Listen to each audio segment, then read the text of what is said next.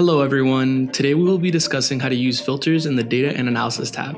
By the end of this video, you will know how to add and save filters, load save filters, and apply the basics of building conditions. Start by navigating to the Data and Analysis tab by clicking the tab header on the top left. Once you're there, let's click the Add Filter button. After clicking this, we'll see a drop-down and some buttons appear. The first drop-down menu in a condition determines the filter field. This can include things like survey metadata, questions, or embedded data. The second drop-down menu is the operator. Operators determine how the field relates to the final segment of the condition. The operators available depend on the field you just set. The final drop-down menu is the filter operand. An operand is a value you want to isolate.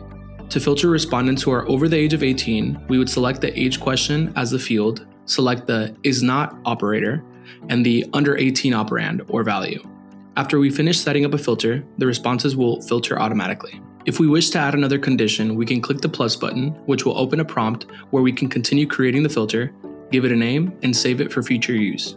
You can also get to this prompt by clicking the downward arrow next to that Add Filter button and clicking Create a New Filter. Here, we will have the same options as before, except now we can choose for any or all of the following conditions to be met, and we can insert new condition sets. I want to look at respondents above the age of 18 that chose either 1 or 3 as their favorite number. To do this, I will insert a new condition set where any of the following can be true, and then select the question and acceptable answers. On the bottom left, we can see that the filtered responses have changed. Before applying, let's rename the filter to over 18 plus, 1, and 3. Then we can click Apply and Save Filter. To take the filter off, we can click this X button here.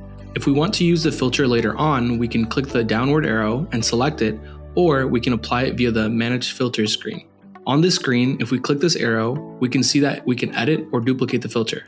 We can also see the filter ID and all of the conditions it has. If we click into this filter, we can see an example of condition sets being used. In this case, we are getting responses from either 18 to 24-year-olds that chose 1 or 2 as their favorite numbers, or 55-plus-year-olds who chose 4 or 5 as their favorite numbers. Lastly, if we want to delete the filter, we can click on this trash can icon on the right.